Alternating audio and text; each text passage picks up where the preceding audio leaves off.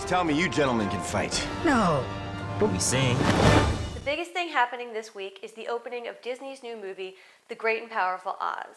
This is a sort of a prequel retelling of the Oz story, looking at how the wizard came to live in Oz. It stars James Franco. It also has Mila Kunis, Michelle Williams, and Rachel Weisz.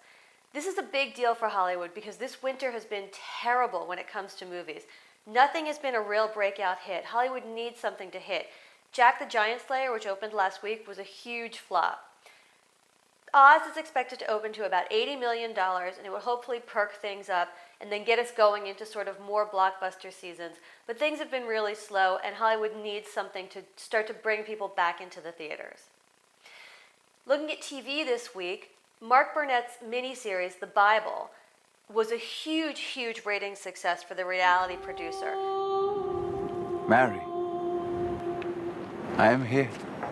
Most people are sort of surprised when they find out that this series, which is very, very religious and very true to the Bible as it's written, comes from Mark Burnett, who's known for shows like Survivor and Shark Tank, not exactly sort of good Christian fare that you would think about.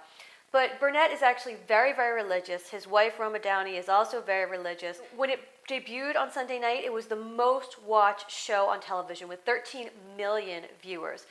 That's a big deal. It's airing on the History Channel, so this shows a real, maybe permanent shift away from the networks and to the cable channels. Also sticking to TV, but sort of crossing over with movies, Jon Stewart has announced that he is going to leave The Daily Show for about 8 weeks in order to film his first movie. He's going to direct this film. He wrote the script. It's based on a memoir of a journalist who was imprisoned in Iran, partially based on an interview he had done on The Daily Show, which was, of course, a mock interview, but it was enough to land him in jail. While he's away, his colleague John Oliver is going to be taking over his seat at The Daily Show. It'll be interesting to see sort of how that dynamic plays out.